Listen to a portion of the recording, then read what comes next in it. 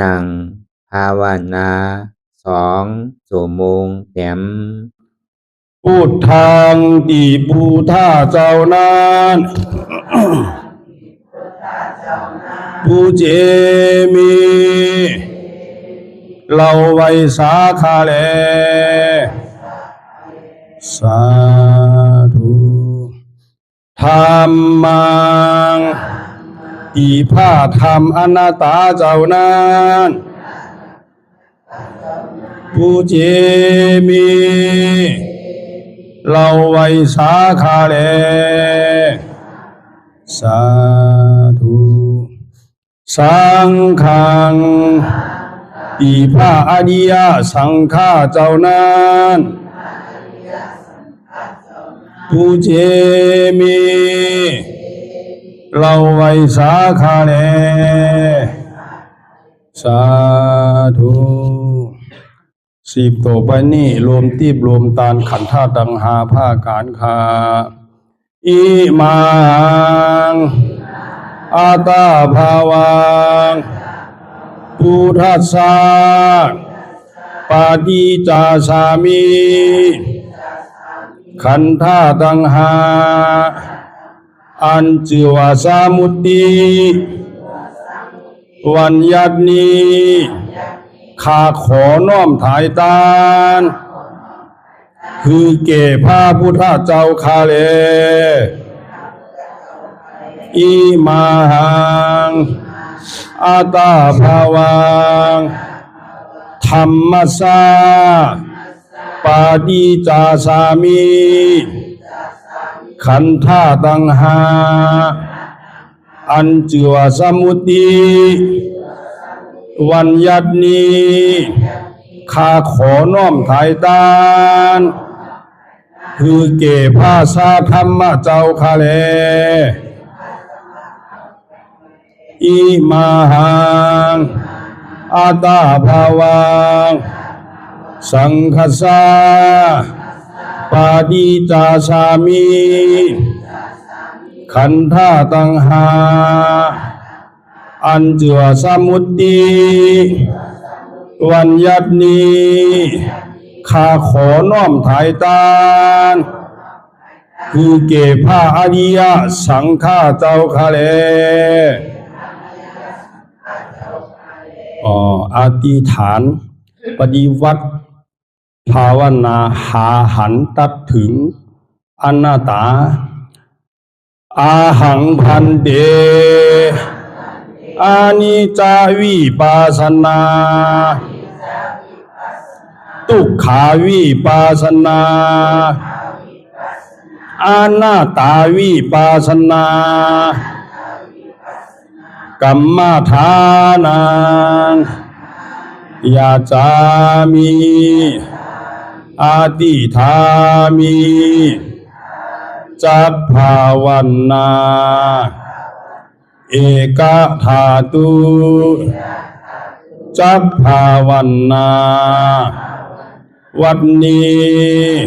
ขอหือพีติสามาธิเจ้าจุงมาวังเกิดเกคาเลอันว่ากายาลุปคานี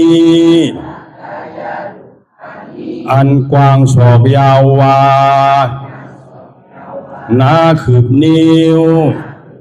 เต่ามีธาตุตั้งสี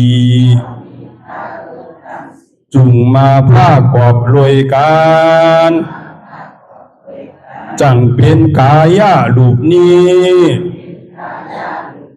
อาทิอิมาสมิงกายเยปะทาวิธาตุอาโภธาตุเตโชธาตุวายโยธาตุยาจามิอาติธามิกวมโหนบลงสมมาพระอริยเปียเจ้าทุกพระวงคาพระอริยเจ้ากูเจ้าคาในยามเมื่อไหนก็ดี อันคาเราเบาลู่เสเลในคำหลวงสามประการหนึ่งไลละนึกผิดสองไลอุจาผิดสามไลกากรรมผิดมาตั้งหลายมนเจอนั้นตีพระอริยเจ้าตนไลตนหนึ่งก็ดีอาติตะป้นมาก็ดีปัจจุบันหน้าเมื่อเลียวก็ดีขอต่างเจ้าตั้งตัวพระอริยเจ้าตั้งหลายมนขามาลาลดปดพงตัวสานุตัวโลดอาโหสิกรรมว่าเปลี่ยนปาปาธา热爱财富比蓝牙模式อันจำเป็นโอมทลายเฮหับตับมรรคผลนิพพานอันจักเกิดขึ้นมาไปนานานอย่ากาดอย่ากาเสกรรมรวยเตอมันเรากำลังวาสีกำลังกายกำลังแสงของรูปเด่นที่แต่วัสาเป็นแต่การทำที่ที่มาดีตัวสาวตั้งหลังพอดีเหมือนเดี๋ยวนี้ก็ดีกว่าโพสังเป็นนั้นได้ธรรมะปณิปานสาวไหวแสทานานเสภาวัตราปัญญาได้เป็นได้ธรรมะปณิปานตอนนี้ไปวัดตามมนาคือสมณานทุกข้าเป็นหน้าตาหน้าตาตาแปดตาที่ชีวิตที่กิจสักกิจสันในพวกสิ่งที่หายไปในภาวะสัญญาแผงมันกูเจ้ากูตนกูปากูก็บุคคลเสกรรมโดยเถิดสาธุสาธุสาธุปีพุทธศาสนาเข้ามาวันละอยู่2,569 ภาวษาปีลายสังฆะสุรศักราชาวันละ1,388 ตัวเดินแจ๊ดแดมมาวันละอยู่5 คำเขียนดอดดูข่าวใหม่ปีคิดก็วันที่ฮอกเดินเมเดินหาปี2020ฮอกในปางสร้างตือปฏิวัติกรรมอนัตตาวิปัสสนาภาวนาหันยอดธรรมอนัตตาบอกกรรมทวน2ที่วัดพระธาตุซ้อมหนาวันแต่วันล้อมเมืองลังหน้ากรเมืองเสียงตุงอันนี้ก็ขอเจริญสุขเจริญธรรมแก่ภิกษุสังฆะสามเณรเด็กอุปาสกอุปาสิกาโยคีนักปฏิวัติธรรมต่างน้ำที่อันใดมาในธรรมกลางวิหารทางกลางศาลาปฏิวัติธรรมที่นี้ก็ขอให้คืออะไรเจริญรุ่งเรืองเจริญในศีลในธรรมเจริญปัญญาเจริญมรรคเจริญผลพอหวานเท่าอะไรมาภาวนากันนี่ก็เปิดทั้งเนี่ยบอกว่าเจริญขึ้นใหญ่ใหม่สูงนั่นห้องว่าเป็นตีอันเพตื่นหรือเป็นตีอันเจริญรุ่งเรืองในทางตัวและทางใสแล้วก็เบอร์กูว่านี่มันมีแต่ความเสริมมันมีแต่ความเก่าเศร้าเว้าหมองเนี่ยมันเสริมจื้อเนี่ยเสริมเนี่ยบอกว่าเบามันเต็งมันเป็นอนิจจาเบามันเต็งแล้วก็เบอร์ตัวเฮานี่ก็ไหนก็นั่นนี่ก็อายุอยู่10 20 30 40 50 60เหลือป่อนปีป่อนเดือนป่อนวันมาก็ไหนก็นั่นก็อายุอาสาก็น้ำมาเนี่ยก็ห้องว่ามันไหลลองจูตีดุมตีเตียมไหลลองจอมเตียนมันเสริมถอยกูมือกูวันมันเก่าเศร้าเว้าหมองมันดุมันกวนมันปังเหมือนหนังหมดโป่งมองแมงเตียนใส่อยู่กินกูวันมันตีกวนตีดุตีกวายตีปังเหมือนไหนกันในห้องว่ามันเสริม เพื่อการเสริมในร่างกายนี่แต่ก็มันเป็นธรรมดาของร่างกายเพื่อการคนเรานี่พอมันเสริมจิตใจนี่อันนี้มันดีเนี่ยนะลองมาเขามาเจริญวิปัสสนานี่เจริญจิตใจเขาคือสูงขึ้นเจริญในความอดทนของเขานั่นสูงขึ้นเพราะฉะนั้นการเตียนเขาอะไรมากำศีลก็ดีและมาฟังธรรมมาเทศนาของพระสัพพัญญูเจ้ามันใจว่าธรรมะเทศนาของคอนฮอมันใจเนาะก็เบอเอาตั้งหูตั้งหันพอสั่งคำสอนของพระสัพพัญญูเจ้าเลยเอามาอธิบายให้ฟังแผนบูหารมันเนี่ยหลังเลยเขาพอที่แรกป่องแสงแรงใสแต่เขาใส่หมออยู่หมอเศร้าไปเขานี่ก็คือเขาพอมีกากขันอันเท่าเปลี่ยนนี่ก็คือเขามีกากขันเขาเหมือนเขาเปลี่ยนตายนี่ก็เขามีกากขันแต่ตายไปเขาก็คือเปิ้นปอเลยหักอะไรหุ้มคือเปิ้นปอเสียลายอันเท่าอันเขาเปลี่ยนนี่ก็คือปอมีคือเปิ้นมีใจเมตตากรุณาอิดูเหนือเขานั่นอันเปลี่ยนก็ตายนี่ก็เหมือนฉะนั้นเขาตายไปแล้วก็สื่อหอมหายคือเปิดในเราคือเราเสียงเราในตังตีลีกับเขาว่าใส่ตังตีจ่าพอเบิกข้อเอานี่อันดีเนี่ยมันมีมันเบิกมากันกุกเกาะตั้งหลังป้อนมาเนี่ยเขาเบิกกันมาเสียงต่อถึงเมื่อเลี้ยวก็ยังตึกเบิกอยู่ยังตึกเรื่องอยู่เพราะว่าเขาเป็นคนดีคนเมียดเดี๋ยวเขาอยู่จอมกันเย้ากว่าจอมผ่าสัพพัญญูเจ้ากว่าจอมผ่าอริยปุกราเขาว่าอยู่จอมผาอรหันตาเขาเจ้าเสียงก็เปิดเขายังตึกหมึกตึกเรื่องเดี๋ยวเขายังตึกก็ตึกข้างไว้อยู่เมื่อเดียวเพราะฉะนั้นสิ่งเตียนเขาเลยมาเจริญวิปัสสนาเจริญปัญญานี่ก็เปิดให้เอานำหมึกนำเรื่องนำลีอันที่เขายามแปนนั่นน่ะเอาออกคือเขาโดหมอเป้ตัวเป้ใสเนี่ยนะโดหมอไว้วางตัววางใสไหลเนี่ยเยพี่นี่ก่อนนี่ก่อนนะเยพี่มุงมองก่อนนี้ก่อนนะอย่าไปทางพิษทางเปิงก่อนนี้ก่อนนะอย่าไปทางใหญ่ก่อนนี้ก่อนนะก็เปิดอันตีปึงเฮาเตะเนี่ยมันมีสั่งที่มาจ่อยเนื้อเฮาไรเตะหรือเสวาตัวเฮาเนี่ยที่เป็นตีปึงของเฮาโดยการตาที่ปึงตีปึงเป็นของเฮาเนี่ยเมื่อเฮายังตึกไปใดมาใดกินใดเด็กก็เฮาก็ว่าเฮาปึงตัวเฮาไรอยู่โดยการวันหนึ่งสั่งมาสั่งกินสั่งไปสั่งอย่างสั่งงูสั่งหลาดมานี่เขาที่ปึง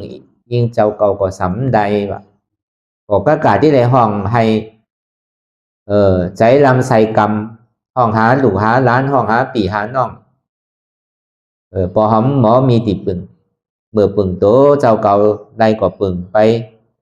เว้กะวันหนึ่งมาปึงใดนี่ก็เขาก็สั่งที่เป็นใจดีแหละพวกใจไรใครใจถึงก้อนนี้ก่อนนะวนหาก้อนนี้ก่อนนะมองก้อนนี้ก่อนนะทางเรียกทางใหญ่ก้อนนี้ก่อนนะนี่ก็เป็นตีอันมันดีสมคนเพราะฉะนั้นตีอันปึงเฮาเดเจนี่ผ่าสัพพัญญูเจ้าก็ถึงสอนไว้อยู่เยาว่าคนเฮานี่เนี่ยนะมีความเท่าเป็นธรรมราว่ะป้อนหลองตังเท่าไรเนี่ยว่ะก็เปิดเหตุมันในลูกตีอันเกิดว่ะก็เปิดมีเกิดแหละจนที่เท่าว่ะเขามีหลองตั้งเท่าเป็นธรรมดาเขาป้อนหลองตั้งเจ็บตั้งใหม่ตั้งไข่ตั้งหนาวไหลวะเพราะว่าหูเท่าก็มันก็ตึงเจ็บไม่ไข่หนาวอ่ะจังว่าเขามีหลองตั้งเป็นธรรมดาเขาป้อนหลองตั้งเป็นใดเนี่ยเขามีหลองตั้งตายเป็นธรรมดาว่ะเขาป้อนหลองตั้งตายไหนวะเขามีหลองตั้งไหลมาทอดมายากันนี่ก็วันหนึ่งเจ้าก็ตึงที่ไหลผ่านยานกันว่ะมันผ่านรีบกว่าผ่านตายนั่นน่ะเดี๋ยวสั่งเนี่ยเขามีกรรมเป็นเสือเป็นพันว่ะเขาเฮ็ดดีเขาก็ที่ไหนดีเขาเฮ็ดให้นี่ก็เขาก็ที่ได้ให้ปลูกอันไหนไว้นี่ก็เขาก็ที่ได้หับอันนั้นน่ะปลูกอันส้มก็ที่ได้กินอันส้มนั่นน่ะปลูกอันขมก็ที่ได้กินอันขมนั่นน่ะปลูกอันหวานก็ที่ได้กินอันหวานนั่นน่ะปลูกอันหืนก็ที่ได้กินอันหืนนั่นน่ะ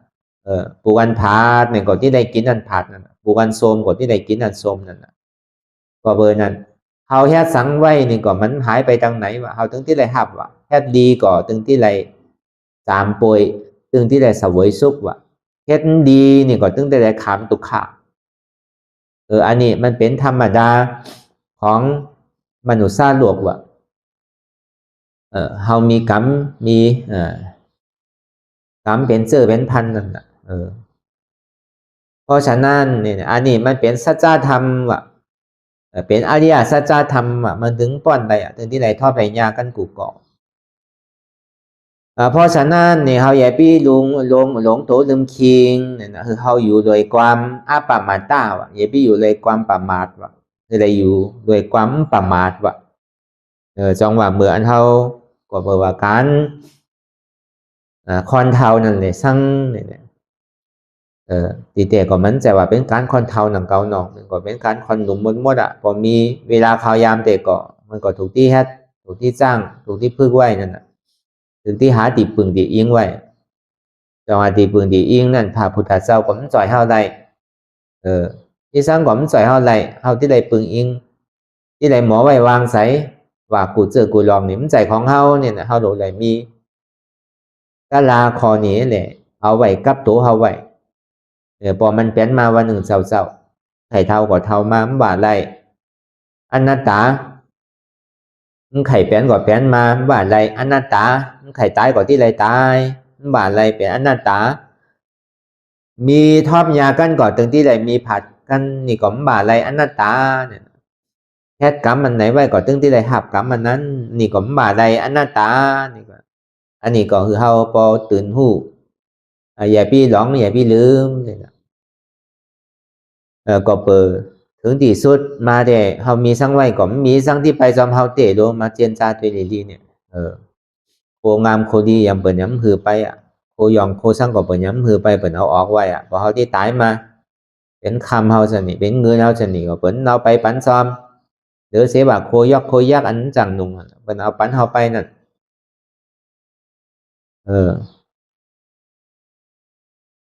เปิ่นปันเฮาอยู่เตะก็พอในวันนอกหน้าปังในที่อยู่มันน้ำโนนอตอนเตะได้เย็ดได้นอนอยู่ดีๆอยู่พอในเวียงเหมือนเลี้ยวเนี่ยมันเป็นสินั่นเปิ่นไปอยู่ไอ้หมอกกับขืบปลายเปิ่นปันเฮาอยู่นั่นพอมาเจนจาตัวดีๆเนี่ยเฮือนเฮากวางตีนอเฮาน้ำนาเฮาน้ำเติร์เฮาน้ำนาตีรักฐานเฮาน้ำนี่ก็เปิ่นปันไปให้อันพอเฮาไปตัวในเวียงพอเปิ่นไปเผากันเนี่ยก็เตะอยู่ไอ้หมอกขืบปลายกันเปิ่นเอาให้แค่ไว้เป็นตึกเป็นหลายๆจ้านเนี่ยก็กะหนึ่งลอกก่อนมันมีไอ้หมอกขืบปลายนั่นเป็นก็เอาเฮาอยู่ที่นั้นกันมันที่มีประโยชน์จะน่าซังจังว่าเฮาหลวงหมอผากไว้สารนามีซังก็ยาวก็เปิดเฮามาหับไล่ลีได้ไล่ซาเนี่ยก็เปิดตั้งหลังเฮาไล่เฮ็ดไว้เฮาถึงที่ได้มาหับเหมือนเลี้ยวเนี่ยปัจจุบันเหมือนเลี้ยวเนี่ยยอกาเฮาเกยอกาเฮาน้ำก็เปิดตั้งหลังเฮาเฮ็ดไว้พอคอนนี่มียอกาตั้งเป็นน้ำนั่นก็เปิดไล่เฮ็ดพิษไว้ตั้งหลังเลยเฮาก็เลยมาขามนั่นก็เปิดเฮาเลยขาดสัตว์ชีวิตก็เปิดเฮาเลยหลักเขาโคของเปิ่นก็เปิดเฮาเลยอยากเก้าผูเก้าเมเปิ่นก็เปิดเฮาเลยว่ากำแปดกำเหรียญเปิ่นก็เปิดเฮาสงเจอกินเหล้ากินยาสงเจอกินอันมึนเมานั่นซั่นก็เปิดเฮามาทอบในปัจจุบันพองยามเหมือนเดียวนี่ก็เฮาว่าข้อที่1อันเฮาไก่เป็นยอกาแผดที่ยอกาเมียว1จ้าเมียว1อัน1จ้าวัน1ก็เปิดเฮาได้ฆ่าสัตว์ชีวิตไว้เฮาถึงที่ได้มาค้ำดอกอากุศลเตียนเฮาเลยเฮ็ดไว้เอาตัวใจเปิ้นท้ายมันบาดตัวเล็กตัวน้อยมันบาดตัวในนำเนี่ยสร้างตัว2ตีน4ตีนซะนี่ตัวอันมีตีนซะนี่ตัวอันมีปีกมีสร้างซะนี่พอเฮายอการน้ำก็เฮาเลยเอาเปิ้นตายไว้น้ำเนี่ยเฮาก็เลยมาค้ำมังปองในเลยค้ำในศาสตร์นี่คำเดียวก็มีกวยกาศาสตร์นี่เฮายามเฮ็ดยามฆ่าสัตว์ชีวิตกวยกาตั้งหลังนี่เฮาฮู้น่ะเฮาเฮ็ดสร้างไว้เฮาฮู้ก็เปิดตั้งหลังเฮาเลยเฮ็ดไว้นี่แหละปัจจุบันก็เฮาก็ที่เลยค้ำการมีตั้งหลังเฮาเลยหลักเลยเลิศไว้แต่สร้างยามเหมือเปิ้นหันเนี่ยน่ะเฮาไปเอาซังไงเอาผักเยอะนางเขียวเอาอันที่เปิ้นมีเจ้ามีของหมักไหม้ซะนี่พอเฮาหมอเขามายอนเปิ้นนี่ก็เปิ้นฮ้องว่าคอนหลักว่ะเพราะว่ายามเหมือเปิ้นหันเปิ้นของคอนโจรนั่นน่ะพ พอเป็นสินั้นเนี่ยเฮาเกิดมาในภาวะจันนี่เงินคำเฮาก็เตรียมทนนั่นน่ะมีเงินมีคำมาก็ลูกหลานรักเอาเปิ่นยิ้มไปว่าเปิ่นใช้ไปเฮ็ดซังก็ขาดทุนไหลอลางขึ้นขาดตื่นมันอยู่ดีๆเป็นหนี้เป็นสินอยู่ดีๆก็เปิดไหลเฮ็ดไว้ดังหลังว่านั้นกามีสุมีสาจาราเนี่ยอันเฮามีผัวมีลูกมีร่างก็เหมือนใสมีผัวก็เหมือนใสมีเมียก็เหมือนใสอันจะนี่ก็เฮาไหลเฮ็ดผิดไว้ดังเก่าเรื่องที่ไหลมาคำในศาสตร์นี้มีลูกวายหยาบหรือกรรมมีเมียก็เหมือนเมียมีผัวก็เหมือนผัวชะนี่ก็บ่เฮาไหลเฮ็ดผิดไว้ว่านั้นอีหยังเนี่ยมันที่เกิดมาลอยๆเนี่ยมันเป็นใดวะก็บ่เฮาไหลเฮ็ดไว้ได้จังนี้มาฮับวะเดี๋ยวสร้างมุสาวาทาเนี่ยก็เพื่อเฮาไล่เปียดไล่เหรียญไว้ตั้งหลังเนี่ยเพิ่นก็สำขี้เปียดขี้เหรียญเฮาอ่ะเป็นลูกเป็นหลานเฮาเป็นพี่เป็นน้องเฮาเพิ่นมากู้ยืมเงินเฮาซั่นนี่มายืมโคของเฮาก็เพิ่นชายนั่นน่ะก็เพื่อเฮาก็ไล่เฮ็ดไว้ไล่เปียดเพิ่นไว้เฮาก็ไล่ค้ำอ่ะตอนนี้ก็เพื่อเฮาไล่เลี้ยงเราเลี้ยงแปลงเพิ่นเลี้ยงยาเมากำเพิ่นซั่นนั่นเนี่ยพอเฮามีลูกมีหลานมาก็เลิกกำว่าหยับเป็นคอนเด็ดคอนเซลเป้โตเป็นขี้เหล้าขี้ยาซั่นนี่อีหยังก็มันมีไล่เฮ็ดไว้แหละจังที่ได้มาค้ำอ่ะ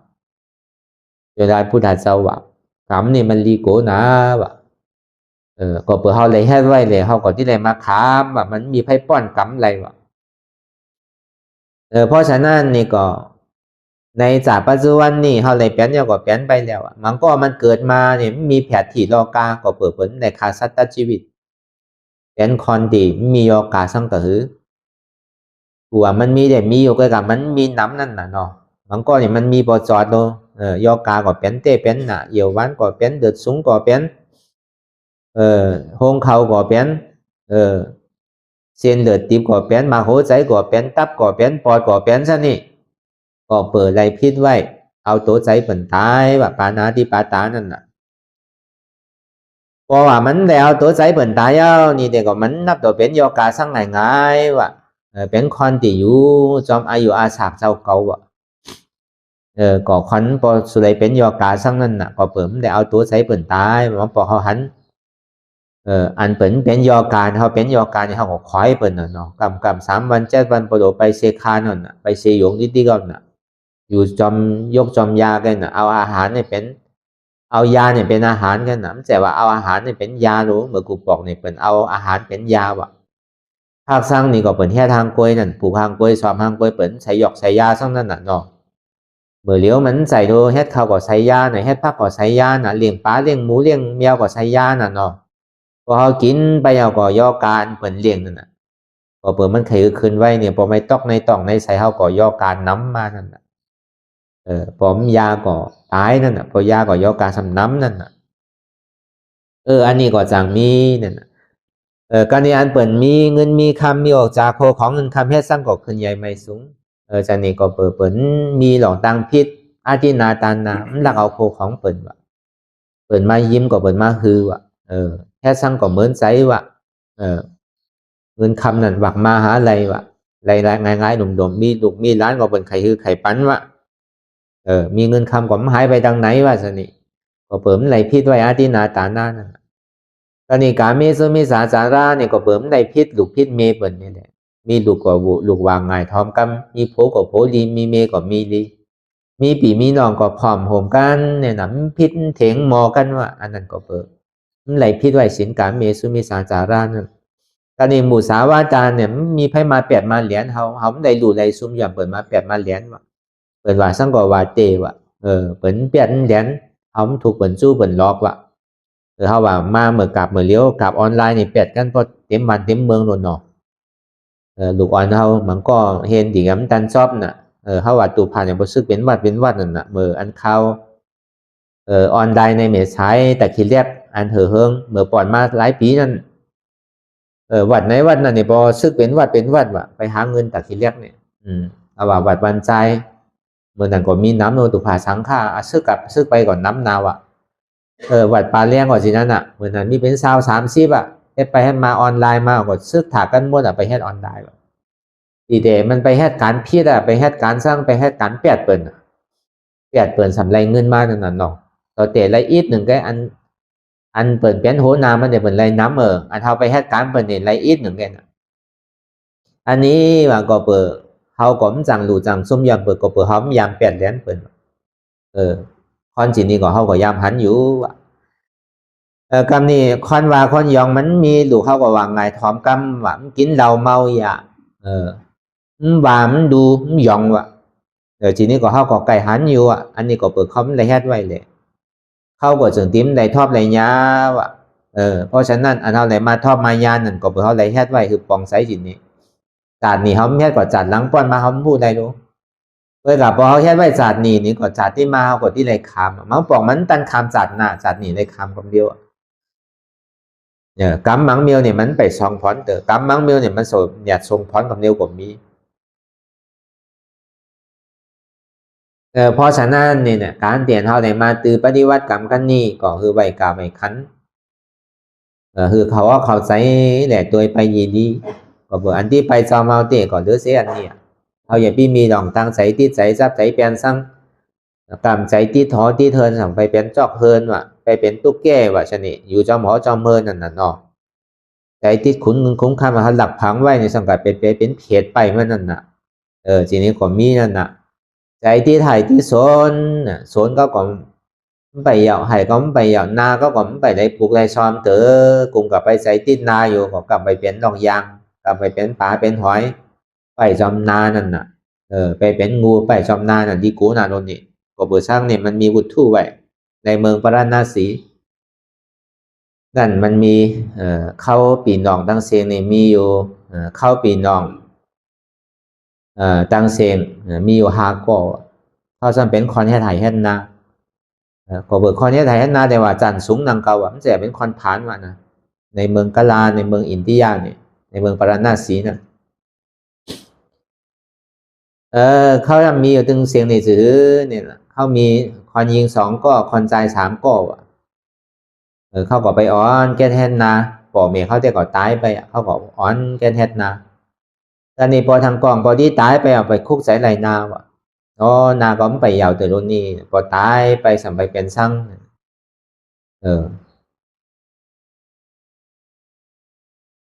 ไปเป็นนอกว่ะนอกไปจอมนานั่นน่ะแต่ซังก็มีทางกองพอตายไปสัมไปเป็นซังเนี่ยสัมไปเป็นหมูว่ะก่อนหรือสัมไปเป็นซังเนี่ยสัมไปเป็นงูว่ะมันสั่งว่าเราในไหในหน้าเนี่ยมันมีงูตัวมันก็มันที่ใกล้เอางูตายของมันสั่งว่างูนำซะนะพอเข้าไปหามันก็ไปหาเขียดหากอบหาหอยในนาก็มีแล้วเนาะพอเปิดใจติดนาพอนาออกมาเนี่ยไก่มีงูมาอย่าสัมที่ไปใจติดงูเขาของมันสั่งว่าอะไรเนาะตายไปตายเป็นงูก็แปดนั่นนะมันก็ทำใจติดนาพอนำน้องขึ้นมาเนี่ยจะนี่มันไก่มีนอกไก่มาซักกินเขาจะนี่เขาสั่งไก่เอาของไปปื้นดอกไปหางดอกสิ่งนี้ผมจังหลาดโน่นนั่นทำไปตายเป็นนอกวันนั้นทางกองทำใจติดนายเนี่ยมันที่ใกล้ไปเอาสั่งม้ามูลูแต่เอามาเลี้ยงหมูโย่มันทำไปตายเป็นหมูวันไปอยู่จอมนาสินั่นเขาก็อยู่จอมนาอันนี้มีเข้า2ก็ปีมันแดงก็เหตุการณ์นาก็ทน2ได้ก็ไปบวชในศาสนาพระพุทธเจ้าพอไปบวชไปตือปฏิวัติกรรมยาวนี่ก็จ่างตาลายก็เป็นพระอรหันต์ไปว่ะก่อนทอน2นั่นกันนี่มีวันหนึ่งเจ้ามามันก่อนปีไอมันนั่นไปแห่นาเนี่ยกันนี่ไปหันกันนี่หมูนี่ก็แอวจอมนานั่นน่ะนอกนี่ก็อยู่จอมนานั่นน่ะงูนั่นก็อยู่จอมนานั่นน่ะนอกก็ยังตึกไปหาซักกินข้าวอยู่เพราะว่าซักกินข้าวยาวนี่ก็อันก็เป็นงูนั่นน่ะสามไปหันใส่ว่ะพอหันใส่ก็ไปเหนียดกินนอกตัวนั่นแปลได้ว่ะนอกนั่นก็เข้าไปในต่องงูครับนี่งูนี่ก็ลุยมาจอมนานั่นน่ะลุยมาจอมนำพอลุยมาจอมนำสามารถหันใส่หมูอ่ะหมูสามารถงูไอ้แหละหมูนี่ดึกไปครอบกินงูอ่ะ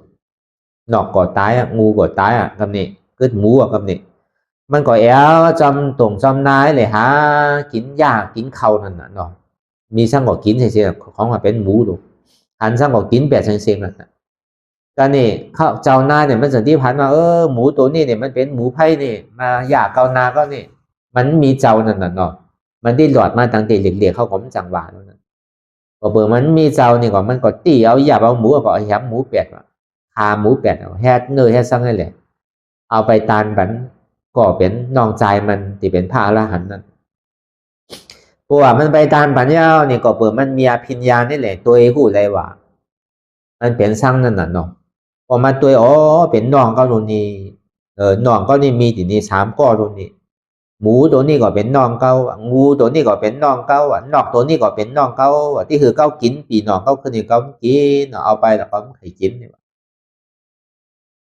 พอเป็นสินันยาวนี่ก็มันก็เอาปากไปแล้วเอาการนิพาอันตีมหูเป็นพระพุทธศาสนาเนี่ยเข้าใจดีว่าเจ้านี่เนี่ยสัมผูได้จื้อมันเป็นหลานกำพร้าอรหันต์นี่เข้าใจนี่โจรมันไปเนี่ยไปหาพระพุทธเจ้าพอโจรไปหาพระพุทธเจ้าพุทธเจ้าก็จึงที่เอาญาณสัพพัญญูเนี่ยโดยหันถึงไหลแหละอ๋อเตียวเนี่ยว่าเมื่อจัดหลังป้นมาเนี่ยเขาเป็นพี่น้องกันเขามีหาก่อพี่น้องมีหมียิง2ก้อผู้ชาย3ก้ออันก่อเป็นน้องเขา3ก้อนั่นก่อ1ตายแล้วก็เปิดคุกใจไรนาเลยไปเป็นหมูก่อ1พอตายไปแล้วก็เปิดคุกใจไรนาเนี่ยสัมไปเป็นงูก่อ1ตายแล้วคุกใจไรนาสัมไปเป็นนกเป็นสินั่นใจเตะเจ้านี่หันเนี่ยมันเตะเมียนเตะมันยามเป็นนอกมันมาเตะนี่ตายลายพระว่าไม้ก็มาเป็นหมูเป็นนอกเป็นงูอย่างเขาก็กินกันนั่นน่ะเนาะก็เปิ่มหู้นั่นน่ะยินกันเนี่ยก็ปีไอเขาสมาตายนั่นน่ะพอปีไอหัวเป็นน้องมันก็ดิ้มเมาตายนั่งเกาหมูตัวนั้นก็เปิ่มมันหู้นั่นน่ะเสีย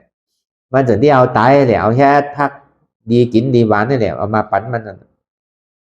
พอมันตัวเนี่ยเป็นน้องมันเสียงมันกินอะไรนั่นน่ะก็เปิ่มเป็นน้องมันโลก็กาเนี่ยกินเอาเนี่ยเขาที่คือเขากินน้องก็คือเนี่ยเขาแฮดเป็นน้องก็เสียงอันนี้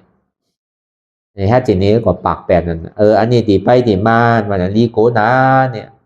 ตามเดินสุดท้ายมานี่พอเขาใจติดสั่งก็ไปตีนั่นมันแต่ว่าใจติดดุติดร้านไหนที่ไปเป็นควันใจมันก็นี่มันไก่หวาลูกไก่หวาซื้อนี่เนี่ยพอก็ตายไปเด็กก็ที่ไปเกิดตีไหนก็ที่มาเกิดตีดุตีร้านขึ้นเงี้ยก็ที่มาเกิดตีมึงขึ้นเงี้ยเนี่ยก็ไปตีไหนเนี่ยก็นี่โผดูเขาไปมีโผมีเมียเดี๋ยวน่ะมันสำที่สั่งไปเกิดตีไหนเอาวนตัวเซนจาตัวดีๆลูกเวลาดูอันเหมือนเลี้ยวเนี่ยเขาปั้นมีลูกง่ายๆลูกผมพร้อมเดิมไข่มีเดินน่ะมันเหมือนควันเทาเหมือนกูบอกควันเทานี่ปั้นมีนี่ที่พอสุดเอาปีนอกวันดอกหน้าปางเขาเหมือนกูบอกเนี่ย10กว่าปั้นมี20กว่าปั้นมีถึงพอเดือดพอสุดเอาเวลาเหมือนเลี้ยวเนี่ยตาที่เลี้ยงก่อนหนึ่งก็เป็นอันลำบากเดียวควันเหมือนเลี้ยวเนี่ยควันเหมือนกูบอกเนี่ยเกาก่อ10ข้อเลี้ยงไรควันเหมือนเลี้ยวเนี่ยที่เลี้ยงลูกก่อนหนึ่งยังยับมันหยาบซื้อเนาะอันไหนก่อนมันขึ้นกลับขึ้นไปอันไหนก่อนเป็นกาเป็นเปียงเนาะพอเกิดหลงมานี่ก็หำใจเลี้ยงนั่งเก้าสัมสองมาปั้นเฮาเป็นบ่อเป็นเมียเลี้ยงไรเลี้ยงลูกเลี้ยงล้านนั่นน่ะมันก็มาแฮกการตลาผมตันแฮกนั่นน่ะโดยตัวล้านวะโดยตัวลูกวะจะนี่เลี้ยงได้เลี้ยงลูกลูกป้อนตัวสำโดยตัวล้านวะจะนี่การนี่พอล้านป้อนสำโดเป็นเหรียญทั้งนั้นมันยาวให้ปกกับพอที่เอาสินั้นวะก็เบอร์เป็นสินั้นนี่เฮาสัมทางว่ามันที่เกิดอะไรง่ายๆแต่ที่เกิดเป็นคอนนี่เขาทางว่ามันเกิดง่ายมันง่ายวะเขามาเจนจาด้วยเขาที่ไปเกิดติลูกเขาก่อนไหนลูกก็ย้ำไปมีผัวเดินย้ำไปมีเมียเดินที่ไปเกิดติไพ่มันก็มีเสียท่าก็มันย้ำไปถึงคิงตาที่มาเติร์กว่ามันได้โดปกเปิดว่าใจจิตหนึ่งขาดกว่าจิตหนึ่งกว่ามันที่เตะปฏิสันติกำเดียวมันแต่ว่าที่ไปท้ายเนี่ยพอเหมือนไหนมันมีผัวก็เลียนเขามันแค่ใดสินั่นวะเขาทางว่ามันเฮ็ดอะไรสินะมันเฮ็ดอะไรวะกับพอใจที่ถอที่เทินเฮินเก้าก๋อมไปเย้าเนี่ยเฮินเก้าก๋อมไปเย้าดีเติมไปมีไพ่นุมลาเฮินเก้าเต๋อเนี่ยเอาตายไปพอตายไปก็เป็นจอกเฮินไปเป็นตุ๊กแกอยู่จอมเฮินก็สั่งมีมันบอกไปเป็นหนูบางป๋อมสั่งให้ซื้อเขาเลี้ยงโบเลี้ยงกายอยู่ใต้หลังใต้ทุนไปหลันเขาต้องโบต้องตายก็มีวะบางก็เขาสำเลียงหมาเลี้ยงแมวอยู่จอมเฮินไปหลันเขาต้องหมาต้องแมวก็มีลีโก้อยู่ไรอย่าพี่ใจที่สร้างเฮินเฮาก๋อมใจเฮินเฮาลูกก๋อมใจลูกเฮาล้านก๋อมใจล้านเฮานาก๋อมใจนาเฮาสนก๋อมใจสนก็นี่ใจที่สนเนี่ยอยู่ๆพอตายไปหาไปเป็นปกเป็นโมกอยู่จอมสนไปเป็นงูอยู่จอมสนก็มีน่ะก็เปิดพอมันค้างสนป้อนดีพอพ่อยมาสักนิดหนึ่งก๋อมไหลป่องลาท่าสนิไปเป็นงูนั่นพอเป็นสิ่งนั้นสามใจที่ว่าดินนี่มันดีนะสวนนี่ก็แค่ปลูกถั่วดินก็เข้มปลูกข้าวกาบก็เข้มปลูกสักของมันเข้มนะลิ้นนี่ có khải bán phải ngày ngày thứ làm giấy tít phèn đi thì tối sau có lấy buộc so với này có phải tái sẵn sàng có phải bén mọt bén bùa vậy mình đi cố đi cảกันนั่นngày ngàyพอตายเลยลองหมอหาเนี่ยมันไปเป็นสัตว์เดรัจฉานมันพอเขาหมอไว้วางใส่หมอไว้วางกันเขาที่ตายนั่นนี่ก็เขาก็ที่ไปเป็นสินั่นก็เบื่อว่าพระสัพพัญญูเจ้านั่นเลยเทศนาธรรมไปอย่างมันดีโกนะว่าใจอุปทานตัวนี้ก็เบื่อตัณหาความอยากใครเป็นเนี่ยเกิดเป็นอุปทานมาว่าจงมาพอตายเลยหลองหมอหาเนี่ยมันที่ไปเป็นสัตว์เดรัจฉานว่าพอตายเลยหลองรอผ้าเนี่ยสัมไปเป็นเพศว่าตายลองอันใจที่ใจจับใจเป็นโอจากโคของเงินคำอันดีพังไว้เนี่ยสร้างเหมือนเดี๋ยวแต่ไม่มีให้พังไม่ยอมเนาะพอพังเราอย่าไปใจที่เราถูกที่แค่สร้างก็เอาคุดออกมาแค่ไวๆเนาะแค่การดีไวๆพี่เสียลายมันคนมือกูบอกได้เป็นพังโยมเดี๋ยวได้เป็นพังมันมีคือพังเนาะกาขันคำกับกาลงเหมือนเดี๋ยวเนี่ยยุมมาเพราะว่าเหมือนเดี๋ยวแต่กาขันมันกาโดที่คุดออกกันมาบ้วนมือกูบอกได้เป็นพังเป็นมีหลักมีคนซึ่งคนโจรน้ำนวลหนองเหมือนเดี๋ยวแต่ยุมมาเป็นพังกันเนี่ยน้ำจังหวะนะพอมันมีก็อย่าพี่พังเราเอาออกมาถูกที่แค่ซ่องก่อแค่นั้นเอาพังไว้จัดนาพร้อมใจมันที่หายไปลายมันไปที่หายไปลายแค่ไปแค่ม้ามสั่งถูกไปเป็นผีเพียดไปทั้งทางที่ไปทางดีสั่งไปเป็นเพียดไปมันจังเอาไปใจช่างมันสั่งถูกกว่าไปเป็นเพียดไปค้างไว้ไปอยู่ผมเลยไปหยอกเปิดไปแฮดเปิดจะนี่ก็สัมเป็นอากุศลทางกับนี่พอตายไปสันที่ไปต้องมาลายทางมันดีกว่าอยู่ลายเหลือพอตายเลยหลงล้อผ้านี่มันหมอเป็นสินั้นอย่าพี่เสียลายว่ะพอใครคือไปจอมเฮานี่เราพังไว้จัดนี่มีสร้างอันเฮาเปลี่ยนไรแฮดไรนั่นอันที่มันมีประโยชน์จ้าหน้านั่นเฮาเอาแฮดที่เดียวว่าจัดนี่อันเฮามาคำสุขาเวทนามาสวยสุขในจัดนี่ก็เปิดเฮาเลยแฮดการดีไว้จัดหลังป้นมาว่ะพอเขาสำที่กินบุญเก่าไม่แค่บุญใหม่ก่อเขาที่ซุ่มยังผมไปจำเขาไรวะ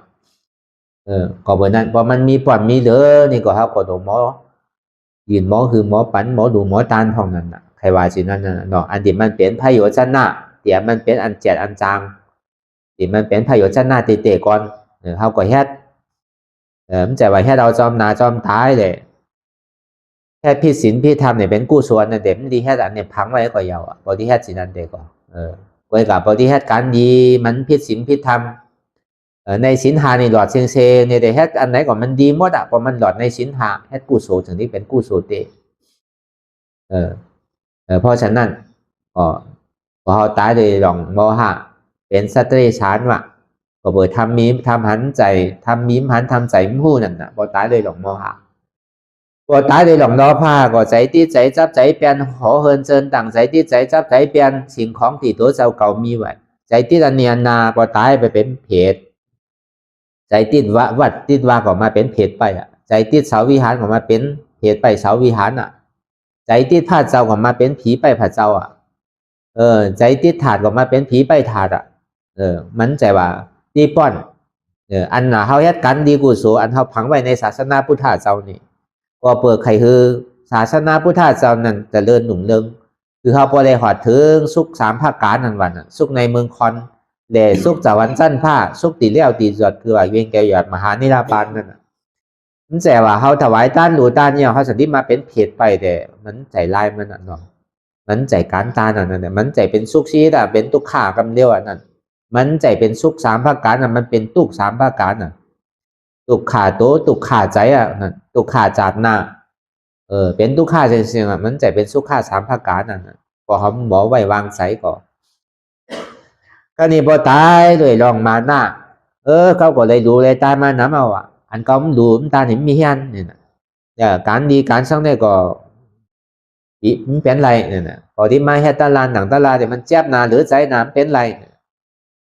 ได้เฮ็ดการดีมาหลังว่ามันเป็นสร้างโยถ้ามีชั้นก็เลยตังมาน้ำมาโรจาที่มาเนี่ยที่ไรทอมยาผ่าเจ้าอริยาเมตตาโยโย่เนี่ยเขาสัมมีทั้งทางอย่างนั้นดีเด็บอัน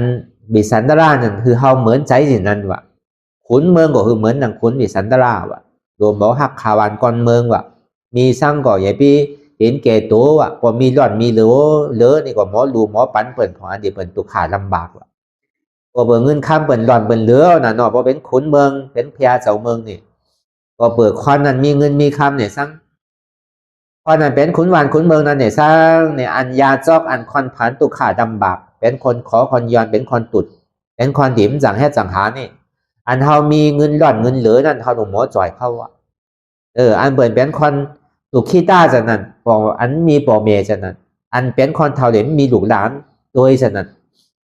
เป็นสรรพสัตว์ต่างหลายแหละมันมีไพ่เลี้ยงดูลุมลาจะนั่นก็เฮาหลวงหมอจ่อยสินั่นเหมือนหนังพญาเวสสันตราบอ่ะมันใจว่าตังทำแล้วแหละมันที่ทอดผ้าพุทธเจ้าอริยเมตไตรมันใจว่าที่ไรเฮ็ดเหมือนหนังพญาเจ้าคุณหมอคำพญาเวสสันตราโพธิสัตว์เวสสันตรานี่ว่ะจึงดีลีว่ะมันใจว่ามังปอกเขาว่าเอามังปอกนำทางคำสอนของวิสันตรานั่นเป็นเปลี่ยนสร้างอธิเปลี่ยนสร้างเขายังพูดนั่นเนาะเอาตั้งแต่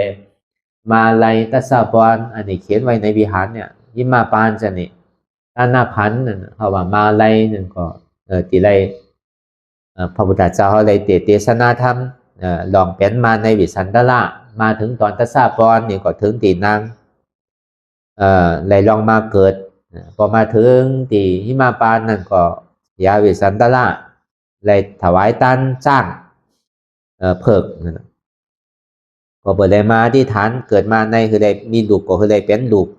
ที่2 ลูก 2 ตานั่นน่ะมันมีปอนไว้หลายสิบประการที่นางกุศลีเลยย้อนอธิษฐานที่คุณนี้นั่นคุณนี้ก็ปันปอนนั่นอันนี้พอลงมาแล้วก็มาว่าถึงที่หิมะปานเนี่ยได้เอาจ้างลูตานปันเมืองกะลิงกาลาด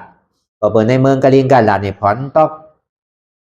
ผมมีสั่งแก้วเพิกของเวสสันตราไปอยู่แต่มันตอกเนี่ยก็เปิดผลก่อมตอกที่แห่ไถ่แห่สวนแห่นาก่อมสั่งแห่เพราะฉะนั้นเข้าถึงนี้มาตากตัวที่ได้ไปย้อนจ้างเพิกที่เจ้าเวสสันตรา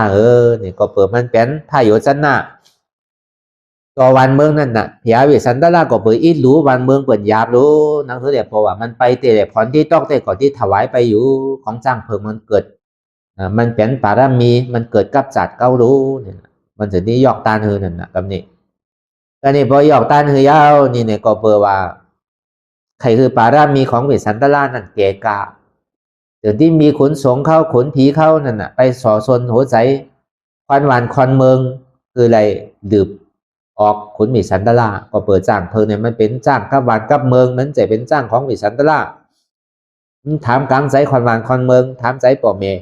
เอาใจว่านี่พอวันหนึ่งเจ้ามาเนี่ยไอ้เจ้ามันที่หลูมันบ่เจ้านี่เข้าก็พร้อมกันนั่นแหละเปียชันตานั่นน่ะเนาะกระทงกันนั่นน่ะเอาว่ายุ่มไรนั่นน่ะบ่กระทงกันเนี่ยก็การได้ออกไปวันไปเมืองนั่นน่ะถึงเมื่อที่ออกไปวันไปเมืองตั้งหลูตั้งตานวิสันตราเนี่ยก็เมืองเงินคำมีอะไรย้อนขวางป่อเมอันที่มันเป็นมวยของมันนั่นเนี่ยสร้างสำเขาไปหานางมัดทีนั่นว่า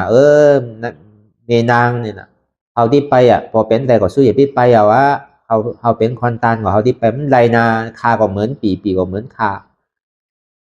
ปีเป็นซื้อก็คาที่เป็นสีนั้นลูกเขาก็ที่เอาไปซ้อมพอเป็นสีนั้นก็เลี้ยวอันเก้าไรมันมึงไว้นะเงินคำมีกะหือเกี่ยวเสียงมีกะหือเนี่ยคือเอาผังไว้จัดนาอย่าพี่เอาไว้จัดนี่จัดนี่มันโมหายเพราะว่าพังกำปีทองกำปีก็เอาไปขายเชียงเอามาเหลียกเป็นโคเอามาเหลียกเป็นอันตาที่แจกจ่ายเปิ่นถึงเมื่อที่ออกวานออกเมืองก็ยังที่ไหลตานทั้งนางมาทีก็เอามาโยกปันเชียงอันโคมันโคสร้างไหนสร้างอันปอมันนางปันมานั่นไหนสร้างเอาโยกเอาเหลียกอะไรดูตามปันคอนวานคนเมืองก็เช่นนั้นมาออกตาเอาตังมาขี่มาก็พามเขาก็ยังมาย้อนมาทางก่อนในตาหน้าขันนั่นเช่นนั้นก็ออกมาอย่างก็วันหน้าป้าเวเลยสร้างจู่จอกในสร้างจันนี่อันเขาเลยดูเลยต้านอยู่นั่นเนาะอันนี้เขาหูตีมาตีไปมหาปอนจุฬาปอนมาตีจันนี่ผมมาลาวันจันนี่ในกันวิสันตราทั้งหมดทั้งเสียงพอมาถอนตัวในตอนนั้นยาวิสันตราเนี่ยก็เปิดมีเงินมีค่าไม่แหละเขาอินหนูเหนืออันคอนติมมีสร้างในเปิดจะที่ยกดูยกตานปันถึงดีสุดมานี่แต่ก่อนลูกเจ้าเก่าก็ยังดูปันตานปันไรเนี่ยถึงดีสุดมาเมียเจ้าเก่าก็ยังตานได้ ถ้าว่าใครเลยมาโหใจเจ้าเก่านี่ก็ยังที่ยกรู้ตันไรทั้งพิอาเวสันตลานี่ก็เปิ่นมีนะเปิ่นสันที่รู้เปิ่นรู้ก็มันใจว่ารู้โดยแค่ปล่อยแค่ลามสั่งรู้เปิ่นก็ดูเตรู้หนาอันนี้คือเขาจอมันนั่นวะไว้กับพอเขาดูเขาที่ผ่านเนี่ยก็มันรีดูนางเก่าอ่ะดูไปซึกเปิ่นดูผมใจตังรีวะก็เปิ่นเขามีร้อนมีเหลือเขาดูตานั่นคือมันเป็นพระโยชนะต่อควันผ่านควันตุกควันนั้นมีกินมีว่าจึงนี้เป็นกุศลนาบุญวะพอหูจักดูจักตานทีนี้พอเขาตายไปแล้วเขาที่ไปเกิดเมืองสร้างในเมืองตาวาติงสาวะ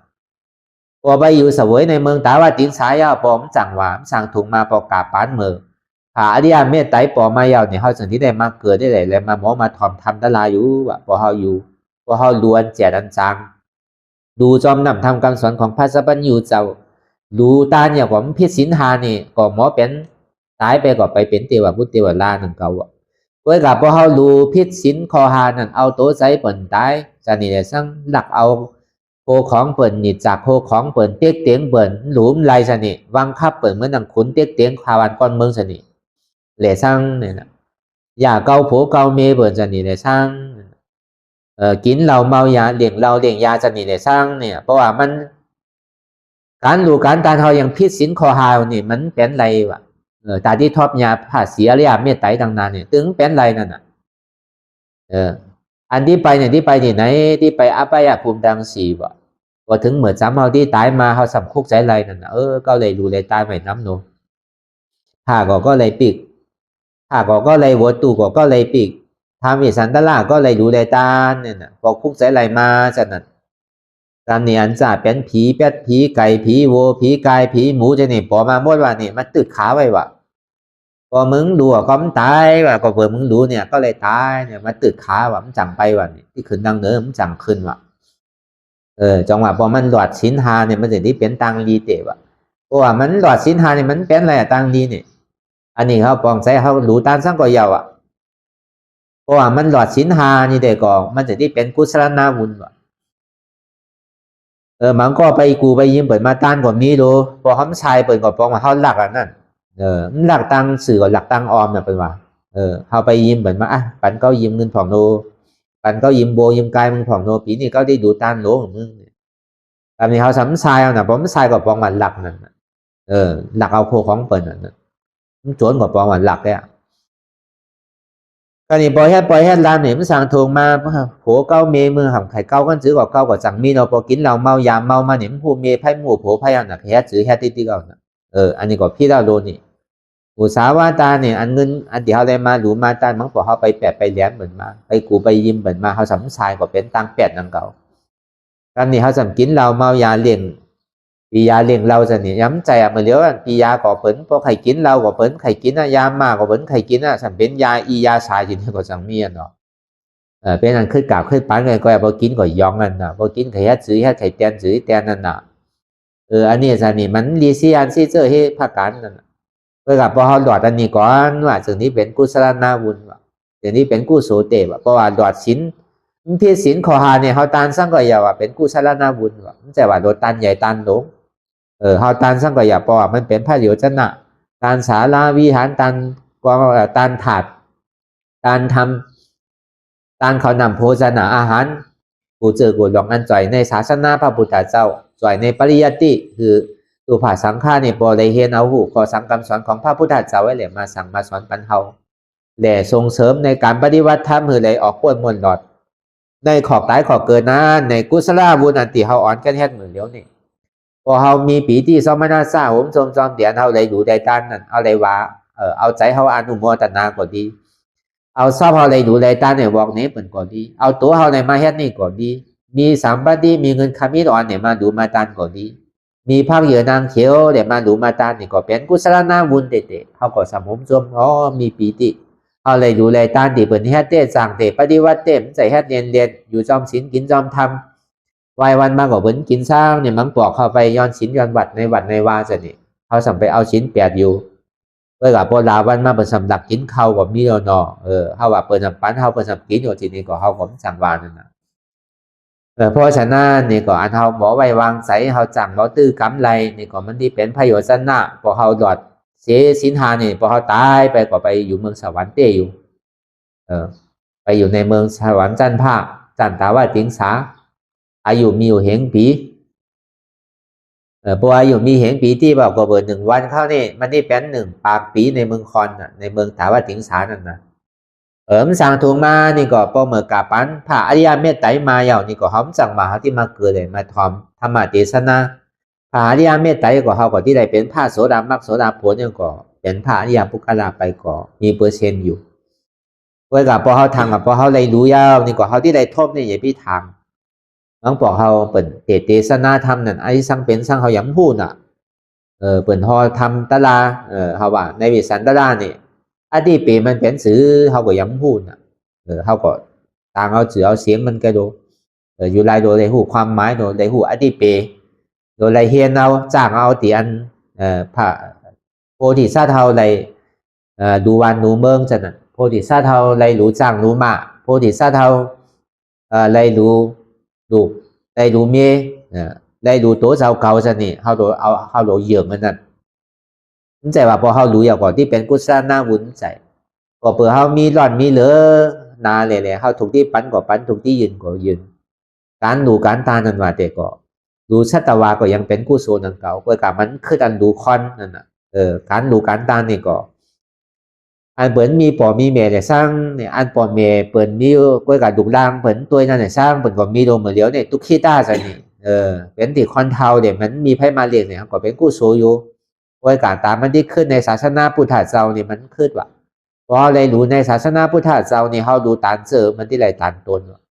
เพราะว่าดอกศาสนาพระพุทธเจ้านั้นรู้ตานตนกว่าสำในตานเจอว่ะมันไหลกุศลมุนเต่งเพราะฉะนั้นคือเอายานปัญญาพิจารณาดูนั่นน่ะเนาะพิจารณาดูการนั้นเท่าไรรู้ในตานนั่นคือมันเป็นประโยชน์ชั้นหน้าโดยเอาหลองอันมันมีถี่มีเหนียวเหมือนอย่างพญาเวสสันดละภาคโตโกตายมีช่างก่อโยกรู้แต่คือคาวันคอนเมืองเนี่ยพอไรกัดเย็นอันมีหลุมมีเมียก็เอาเมียรู้ปันเปิดนั่นน่ะมีสั่งมีมากก็เอามาเอาสั่งอาปันเปิดมีโคหนุ่มโคไวก็เอาอาปันเปิดนั่นน่ะยาวิสันตะลาเนี่ยคอนพอคืนไว้พอแต้มไว้มันโดดไปเหตุการณ์ช่างคอนตุกขาก็มาหาตังรู้เข้าตึงปีนะเมื่อปานเมื่อพญาวิสันตะลาเนี่ย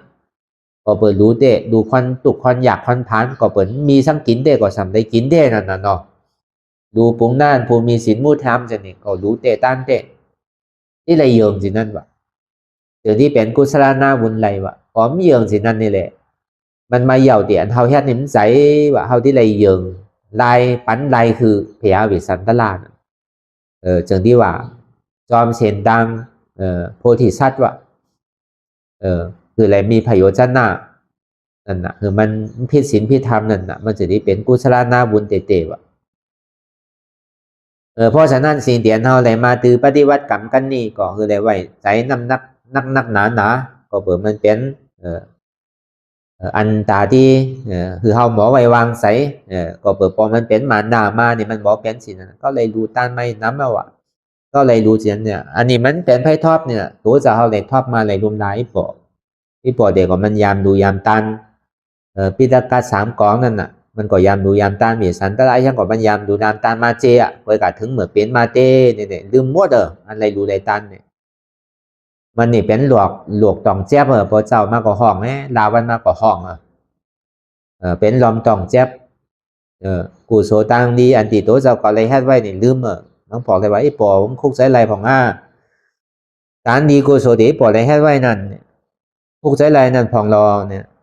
ถึงที่เอาตะลานี่ยาพอตองแจ๊บเอานี่ก็เป็นช่างแจ๊บไปปอตองแจ๊บตองนี่มีอยู่มีแจ๊บโนเป็นตุขาเป็นสุขาเป็นตุขาจ่องมันเป็นต้องเฮาใจมันเป็นอัตตาอนัตตาเนี่ยพอมันปองใช้นี่ก็ต้องไม่หายทำหายเตะก็เหมือนนั้นอันนี้เฮาแล้วตัวโทษเลยมาบอกมันใจว่าขายมันใจนอเหมือนดังอันพอเฮามีหมาหนายเดี๋ยวเฮาเลยรู้หมดว่าเกิดมาขมซุ่มมาว่ะนี่มันใจแบบพอเฮาหมอไว้วางใส่มันสั่งไปคุกใส่ไรช่างคุกใส่ไรเหมือนเมียออนตังนั่นพอเปิดไรขายเฮิร์นไปก็ซ้ำได้แจกปันดุปันล้านเขานั่นไม่ใจอันนั้นพอก็ตายไปก็อันก็ได้ขายไว้เนี่ยก็ยังได้แจกเข้าตัวนี้นี่ว่าไม่ใจอันนั้นว่ะกามปยาวหันลูกกามปยาวหัน เมย์เข้าวันตีตายไปนั่นน่ะไก่หันหนดดีกว่าเดี๋ยวนี้ว่าบ่พี่ไม่ใช้เนี่ยที่ปันเข้ากระหือ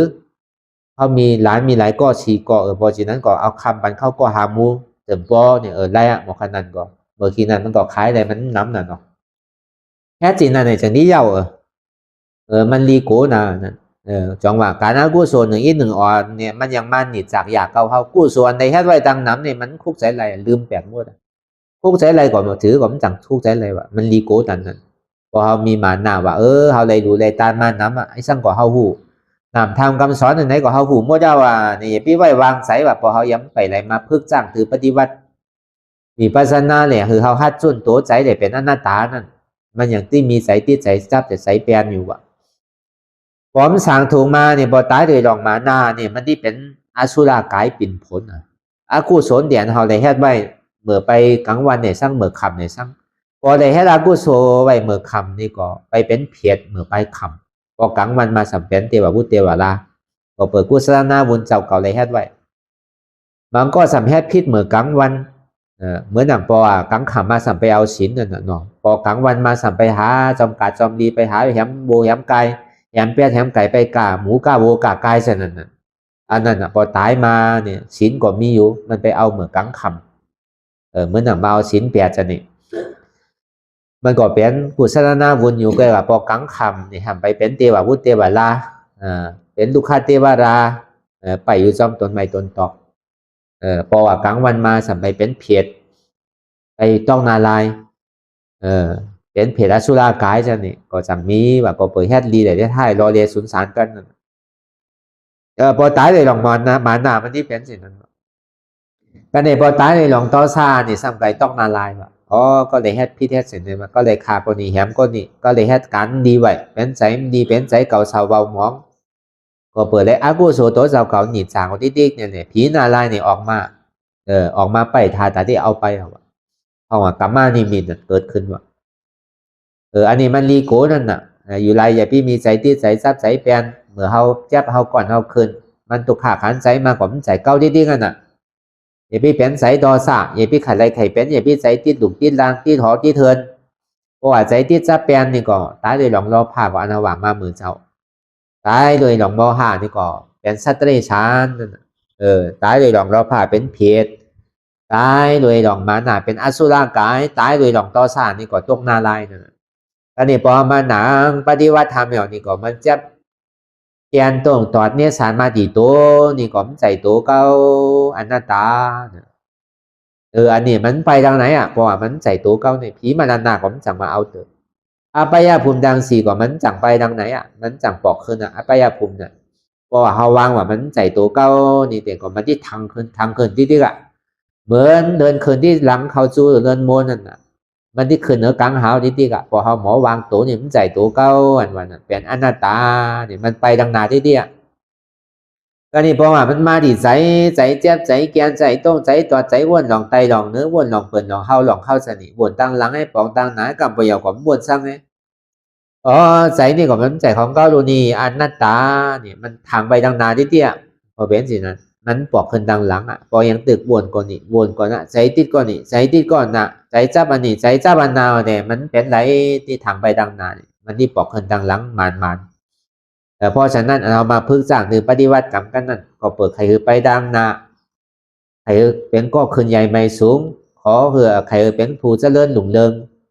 คือในสุขสามภาคการในเมืองคอนเมืองสวรรค์จันทร์ผ้าในเมืองหนีปานนั่นเขาก็ที่ได้มาพึ่งลายนี่ก่อนว่าจะที่ไรสุขสามภาคการนั่นวันนั้น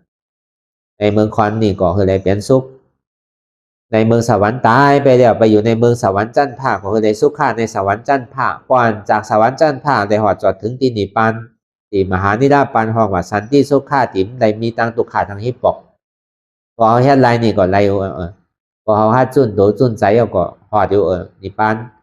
ไปถึงเดือก็สวรรค์จันทร์ผ้าวันนั้นถึงเมืองคอนนั่นว่าก็ที่ถึงว่ะที่ได้เกิดขึ้นเป็นคอนก็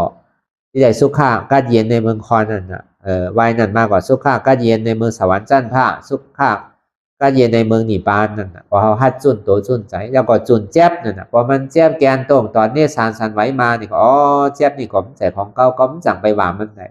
มันแจ๊บก้นขึ้นเหมยแกนนี่ก็มันใจเป็นเก่าแจ๊บ แจ๊บนี่ก็มันใจเก้านี่ก็มันใจแจ๊บมันเป็นอนัตตาพอเฮ็ดสิ่งนี้ที่ก็ไปดังนาที่กับนี่ที่จังเฮ็ดซื้อเหมือนหลอกไฟนั่นน่ะมันที่คืนที่เรามันยาหลอกไฟแก้ก็นั่นหลอกไฟก็มันแตกเอาอ่ะคืนที่กันเหมือนจี้หลอกไฟนั่นน่ะเนาะหลอกไฟคืนนั่นคืนต่อถึงยามพอสู้เดียวก็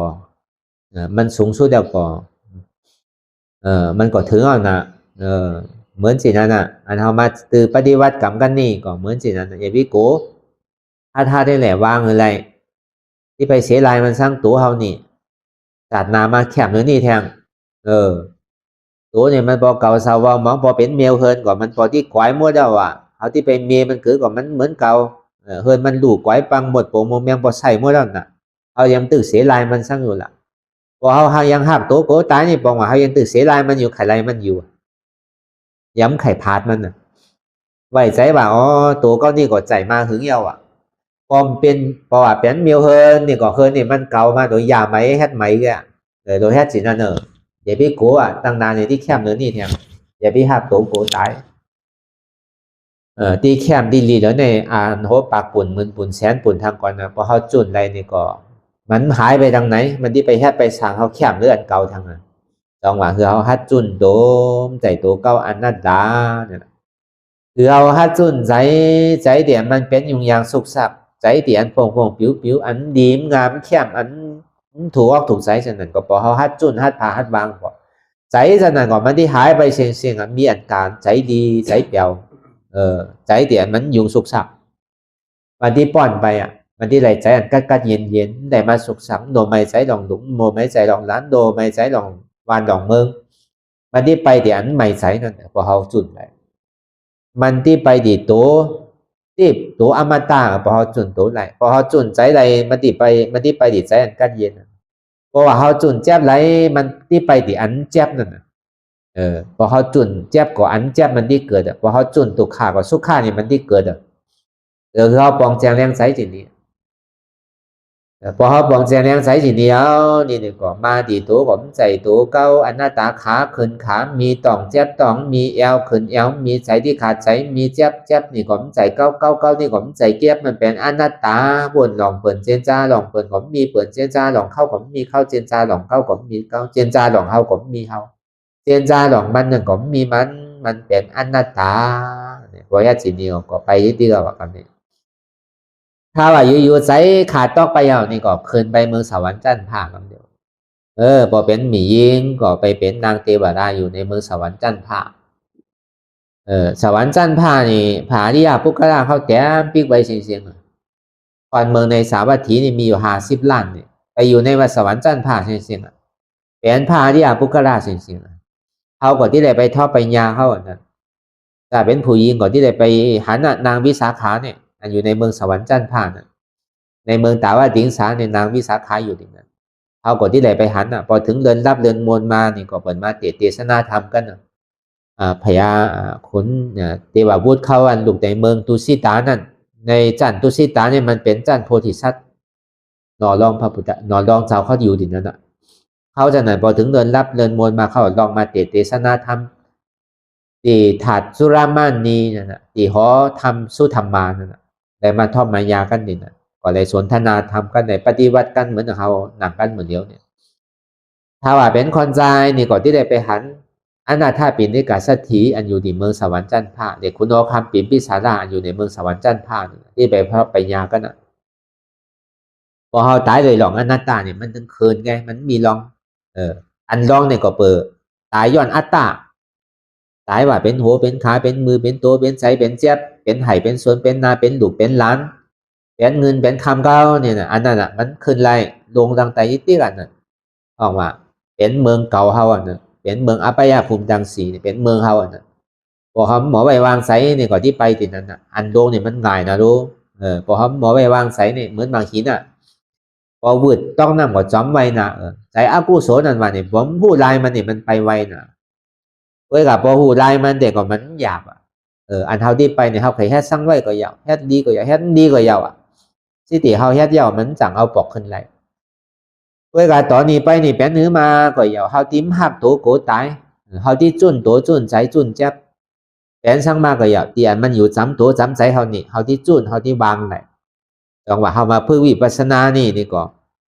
มาดีตัวก็ใจตัวก็มาดีใจก็ใจก็มาดีเจ็บนี่ก็ใจเจ็บก็คู่กันนี่ก็ไรอ่ะมันดูหูช่างน้ำพอมาหนังตาลาเนี่ยกล้วยกับปกติคือมันยำที่มันไหลผลเต้ๆนี่ก็พอเขานั่งนี่ก็อ้อดาวอย่างไม่ใกล้พื้นพอใกล้พื้นนี่มันหันตาลาเนี่ยทำเนี่ยมันหันสองมาพระพุทธเจ้าว่าก่อนไหนหันตู้ฆ่าก่อนนั้นหันทำก่อนไหนหันทำก่อนนั้นหันพระพุทธเจ้าอ่ะพอหันตู้ฆ่าเนี่ยมันหันอะไรวะทำเนี่ยพอหันทำเนี่ยพระพุทธเจ้าก็มันจังหันอะไรวะเพราะฉะนั้นสิ่งเดียวเราหันตู้ฆ่าหันเจ็บนี่พอหันน้ำเป็นน้ำมาอย่างเขาที่หันอ่ะทำตาลานมันเขาที่หันอ่ะพอเขาหันเยานี่ก็เขาก็หันอ่ะพระพุทธเจ้าเพราะฉะนั้นของดีนี่มันอยู่ดีเจ็บของดีนี่มันอยู่ดีตุกขาก็เปิดมือกูบอกเขาผู้เขาทางว่าของดีเนี่ยอยู่ดีตุกขาของดีเนี่ยอยู่ดีเจ็บดีเต็มมันใจเขาสำอยู่มาของดีเนี่ยมันอยู่ดีอันเปียวอันหมุนอันเซอร์มันอยู่ดีอันห่างดีห่างงามอยู่ดีอันหมากมีรีเป็นอันนั้นเป็นของดีเนี่ยเขายุ่มสิดีเต็มมันใจว่าของดีเนี่ยมันอยู่ดีตุกขาอยู่ดีเจ็บเนี่ยพอเขายอมเจ็บเนี่ยวางเจ็บอะไรวางตุกขาอะไรก็มันที่ไรของดีอ่ะที่ไรของแจกของแม่อ่ะ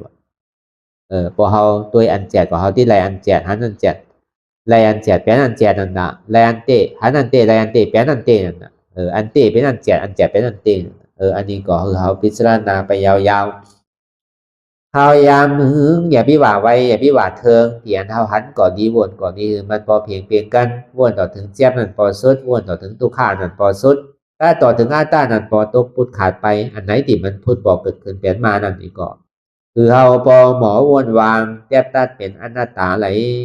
บอกใจตัวเราอนัตตาขาคืนขานี่มีคืนนี่เป็นตัวข้ามว่าอะไรอนัตตาเอวเจ็บเอวนี่มีเจ็บนี่เป็นตัวข้ามว่าอะไรอนัตตาต้องเจ็บต้องนี่มีเจ็บนี่เป็นตัวข้ามว่าอะไรอนัตตาหูเขาเจ็บหูเขานี่มีเจ็บนี่เป็นตัวข้ามว่าอะไรอนัตตาใจเจ็บใจแกนใจงุดงิดอยู่หยาบขึ้นขั้นขานใจซ่าใจอ้ำลีใจที่ผู้ที่ขาดเนี่ยว่าใจนี่มีอันเจ็บแกนตอนนี้สารนี่เป็นทุกขามว่าอะไรเป็นอนัตตาเก้าเจ็บเก้าเสียบเก้าไม่เก้าแกนเก้านี่มีอันเจ็บแกนตอนนี้สารนี่เป็นทุกขามว่าอะไรเป็นอนัตตาเบาใจตัวเฮาอนัตตาเบาใจเฮาอนัตตาเบาใจเจ็บเฮาอนัตตาเนี่ยแค่ทีนี้ไปที่ติ๊กอันเนี้ยลายตาที่เปิดประตูนิพพานตาที่ปิดประตูอภัยภูมิทั้งสี่อันนี้ก็คือเฮาเอาปัญญาของเฮาพิจารณาไต่ตองเนี่ยก็แค่สิ่งนี้ไปติ๊กอย่าพี่หลงอย่าพี่ลืมอันนี้มันปลอมมาก็คือเฮาหมอวางเป็นอนัตตา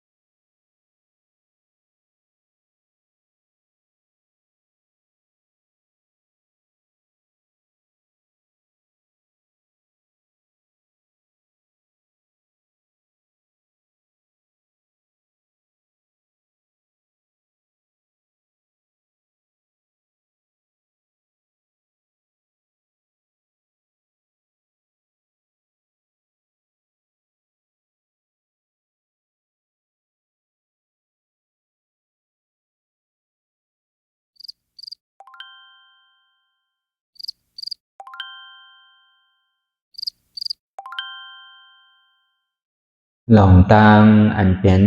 อยู่ทุกสื่อทุกอย่างอย่าคลองคำไปที่ใส่หูถอดถอนออกที่ใส่หูมันออกเสียงก่อนสภาวะไหนก็ดีหลองตังอันไหนก็ดีอันเกิดขึ้นมาที่โตที่ใสที่เสียบฉะนั้น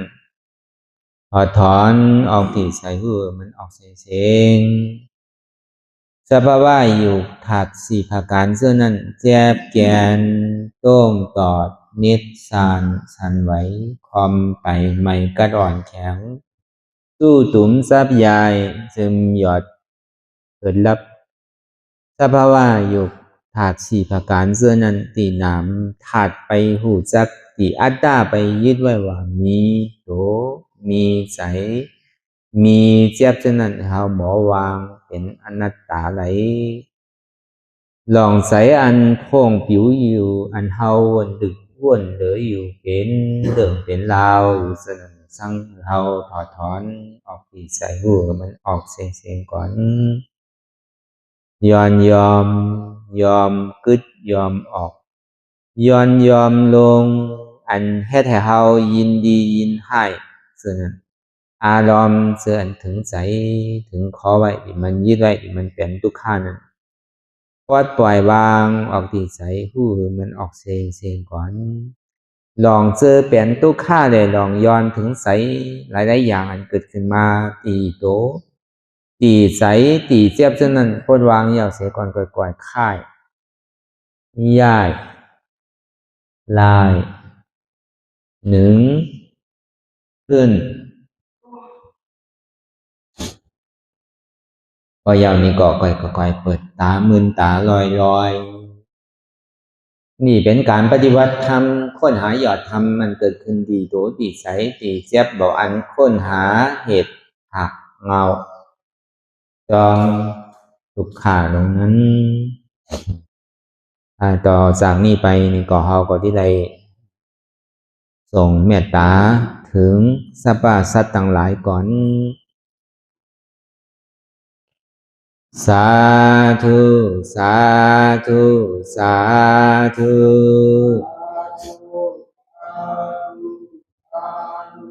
ผู้ฆ่าต่างหลายขอเชิญเอาอย่างเทศนาวุญที่ผู้ฆ่าต่างหลายไหลกาตำมาแล้ว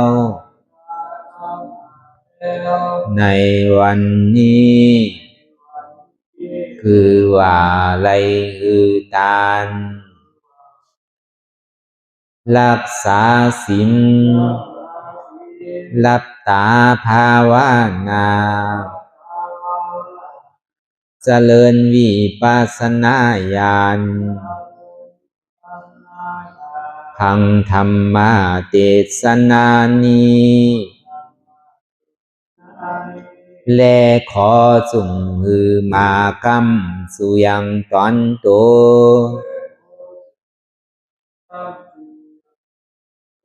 แห่งผู้ฆ่าตั้งหลายมนคือไล่ลาบความสุขและความเจริญงอกงามและขอหือเจียวดอดเวียงแก้วยอด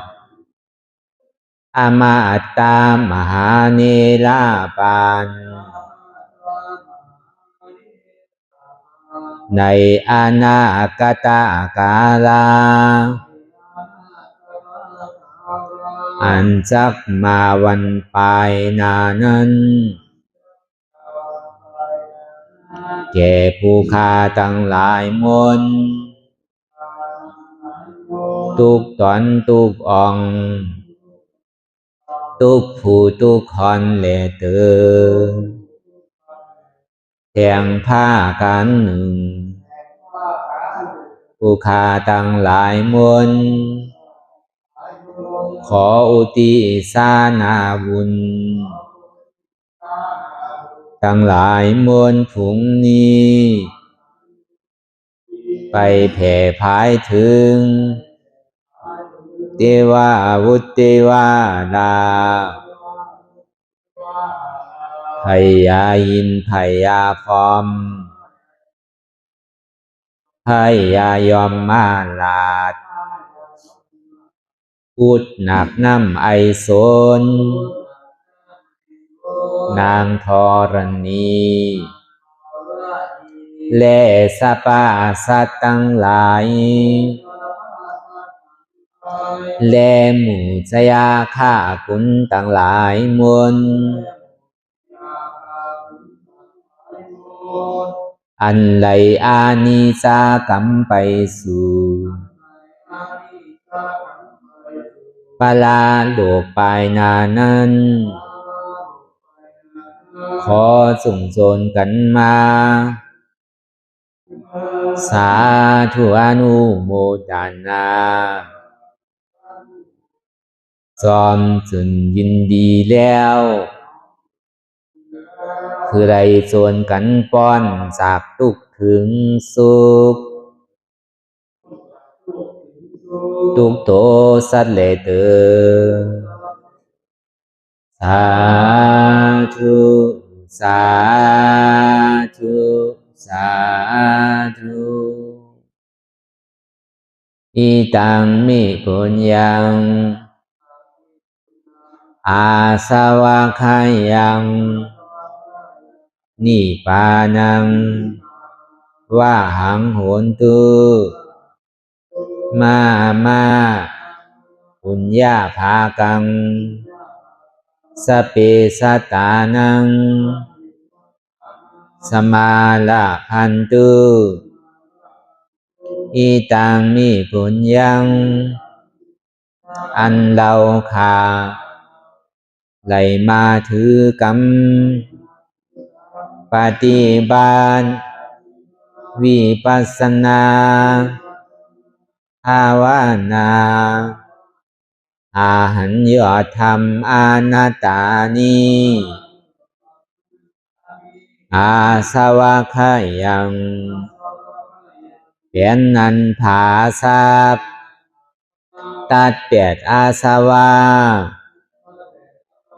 สี่ภาการเสียแล้วเนี่ยนิพพานังที่พานิพพานันผลตุคือไรถึงเสกรรมขามาปุญญังภากังขอนดีอันคาได้มานังวิปัสสนาภาวนาส่องยืนปันสัพเพสัตตานังแต่เอาป่อแม่พี่น้องญาติกาผู้ว่าอุปาสัยอาจารย์ครูสลาสั่งสอนมิตรเสี่ยวสหายและสรรพสัตว์ทั้งหลายมวลสมาลาพันตุคือไลลาบานีสองผ่อนบุญกับลอยผู้คาทั้งหลายมวลเสกรรมลอยเติมสาธุสาธุสาธุอิมังดานากัมมังนิปานาปัสสายโยนตุโนนิสังอิมังศีลากัมมังนิปานาปัสสายโยนตุโนนิสังอิมังภาวันนากัมมังนิปานาปัสสายโยนตุโนนิสังยังกินจีกุสาดังกัมมังกาตาปังกัมมังสาเปหิกาเตหิ คาตังปุญญังโนอานุโมดันตุสุนันตุพุนตุเยเจวะอัสสามิงทาเนอาทิกัตตาติขายุกาสัตตาหุนตุสัพพะสัตตานังสุขิยาตานังปานิหารันตุมาตาปิตาสุขิตาหุนตุทุกขาปามุสันตุสัพเพยาติกาสุขิตาหุนตุทุกขาปะสันตุสัพเพอายาติกาสุขิตาหุนตุทุกขาปะมุนสันตุสัพเพปิสาสัพเพยัคฆาสัพเพเปตาสุขิตาหุนตุทุกขาปะมุนสันตุสัพเพนัคขตาสุขิตาหุนตุทุกขาปะมุนสันตุสัพเพเทวาสุขิตาหุนตุทุกขาปะมุนสันตุสัพเพอาจาริยุอุปัชฌายาสุขิตาหุนตุทุกขาปะมุนสันตุสัพพะสัมปาทินังสามิสันตุวันตามิพุทธังสัพพังเมโตสังฆามาทาเมพันเตวันตามิธัมมังสัพพะเมโตสังฆามาทาเมพันเตวันตามิสังฆังสัพพังเมโตสังฆามาทาเมพันเตวันตามิอุปัสสะอาจาริเยสัพพังเมโตสังฆามาทาเมพันเตวันตามิกัมมาฐานังสัพพังเมโตสังฆามาทาเมพันเตวันตามิอาลาเมพัทธาสีมายังสัพพังเมโตสังฆามาทาเมพันเตวันตามิเสติยังสัพพังสัพพะทาเนสุปฏิทิตาสาริลาธาตุมหาโพธิงพุทธาลูปังสักกาลังสัตตานากาโลเกเทวาโลเกพัมมาโลเกสุมพุติเปลังกาติเปสาริลาธาตุโยเอสาธาตุโยอาลาหันตาธาตุโยเสติยังกันธากุติสตุราเสติสาเสธัมมาคันเทสะเปสังปาตาเสติยังอังวันตามิสัพพะโสสาธุสาธุสาธุ